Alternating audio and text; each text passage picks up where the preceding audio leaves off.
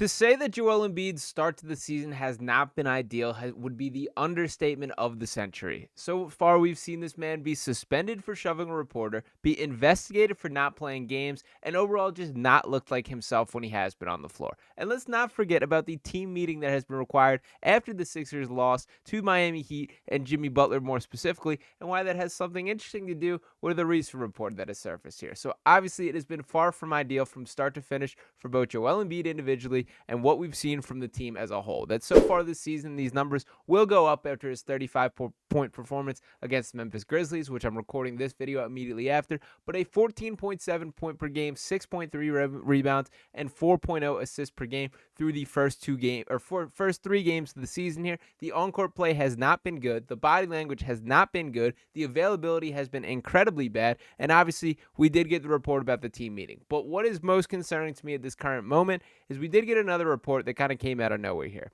And who we have this from is Vince Goodwill of Yahoo Sports here, who says, quote, he wanted Jimmy Butler. He told the 76ers, go get my guy. I don't think Joel Embiid has been happy, even though they wound up getting Paul George. He wanted Jimmy Butler back over there. So we all remember back at this time in the offseason where the Sixers had this significant decision to make. Now, for what it's worth, I was Paul George at the time and remain Paul George now. This is not a particular issue about Jimmy Butler versus Paul George to me, although we'll have that discussion in a second. What the outlook was to me from the Sixers angle is you were allowed to go get Paul George and keep this level of flexibility. That to get Jimmy Butler, it would have taken a haul of draft picks, a bunch of young prospects. We would not have Jared McCain right now, a lot of other pieces that would have gone out of it. For Paul George specifically, it was write the check, he signs it, and he suits up in uniform, and it has been a disaster so far. That at the time of recording this, that he just left the Memphis Grizzlies game with the same left knee hyperextension. We will see what the update is for that. Do not have anything at the current moment at the time of recording this,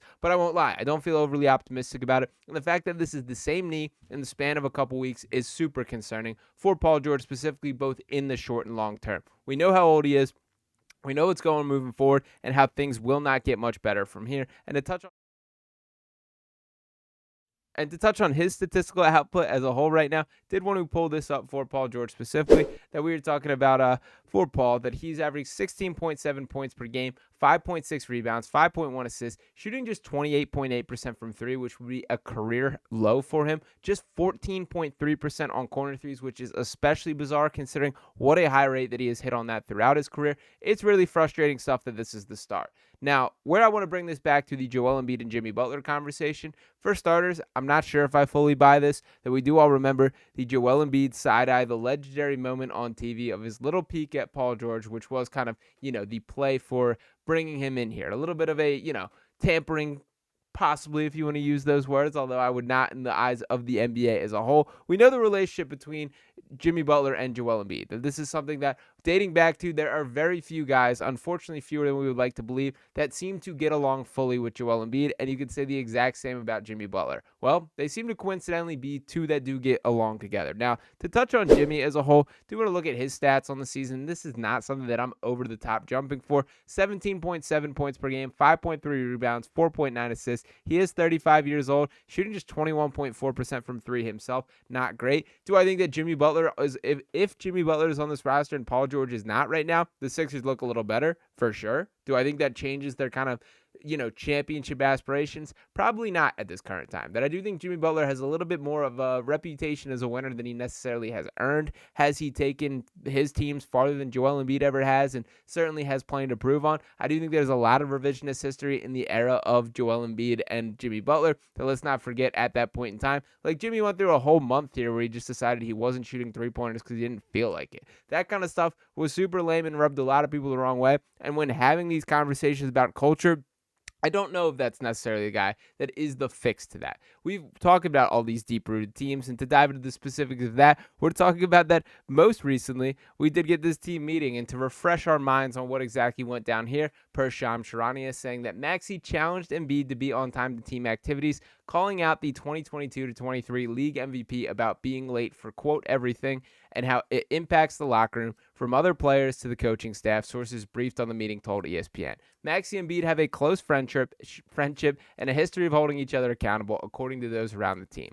Tyrese loves big fella, and this is the elephant in the room, a person involved in the meeting told ESPN.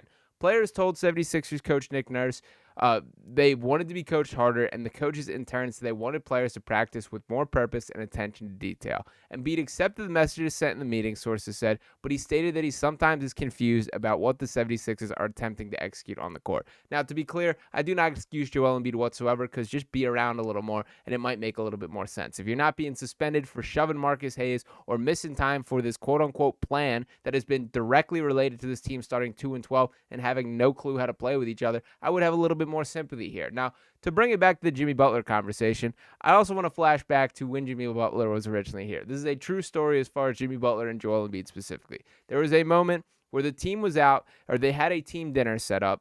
Joel and Jimmy Butler both coincidentally mentioned that they could not make it. I believe Joel said he was sick. I forget the exact situation with that. The team that had this place booked for a team dinner, something did not work out. They were overbooked. There was canceled plans, whatever the case may be. They had to move it to another location. The Sixers, led by Brett Brown, walk into this restaurant to go have their team dinner, and Joel Embiid and Jimmy Butler are sitting at a table, just the two of them eating and hanging out.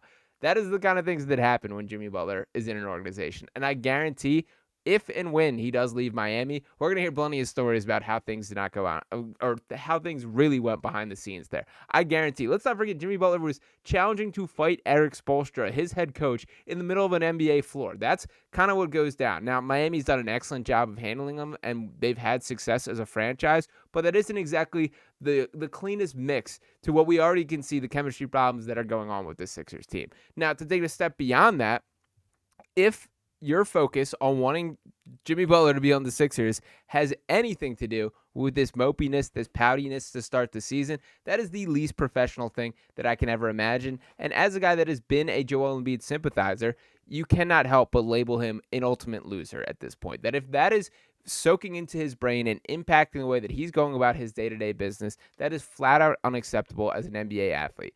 I'm hesitant to fully buy into this story here. I do think Joel Embiid would not be stepping to center stage, making this type of tampering kind of motion. And when you listen to Paul George and him speak about it, that it does feel like there's some legitimacy there, that these two striking up a friendship throughout the All-Star games, throughout, events that they have met up and talked about over time.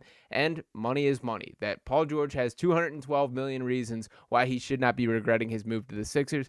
Can't quite say the same thing in the other direction here. It is still far too early in the Paul George tenure. Let's not forget that he's on the books for 4 seasons, that this is not a one-and-done year if things do not work out.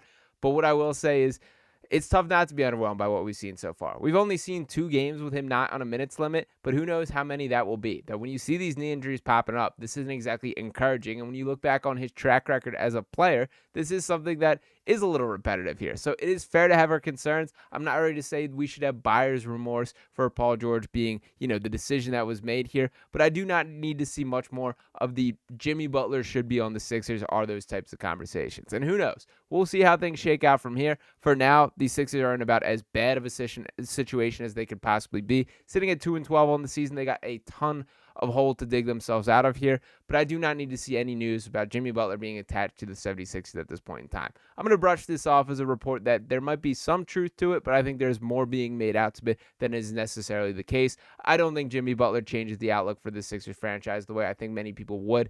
Would he have helped at this current time? Would they maybe not be 2-12 if it was Jimmy Butler instead of Paul George? Sure, you can get me to sign up on that, but I don't think this changes the overall outlook for this team. They have far deeper problems than just that, and unfortunately, just about all of them point right back in the face of Joel Embiid. So to end on a little bit of a bright spot here, we did see the version of Joel Embiid that we needed to see against this Memphis Grizzlies team. That he went for 35 points. There was a more locked-in defensive effort for most of that game. He still had a couple slippages that I didn't love. I didn't think the rim protection was great. There's still areas that he needs to improve. The fitness level as a whole, I still think he started out a little bit slow and kind of is up and down on the floor and kind of worked into play. There's still things that he needs to take steps forward in, but at least we could squint and see the version of, okay, it's still in there. This is not a full lost cause. He has not just hit the wall and dropped off completely. The Sixers got a lot of fixing to do, and unfortunately, there is no clear-cut, exit to this. Nobody is coming. There is no, knight in shining armor flying into this organization ready to fix things. They're going to have to gut this out one game at a time because the season's going 82 deep, whether or not they like it whether they like it or not. So we'll see how things shape out from here. I don't need to hear any more Jimmy Butler news connected to this team. All I need to hear is this team bearing down, winning games, and frankly, just about everything else is just a little bit of just, voice candy to me. We're just hearing words at this time. So we'll see how things shake out, but appreciate each and one of you guys tuning in. Make sure you drop a like on this channel, or drop a like on this video. Subscribe to the channel if you have not, and let me know what you guys think in the comments. Would Jimmy Butler change this organization a little bit more than I'm leading on to believe here? Let me know what you guys think, and talk to you next time. Peace.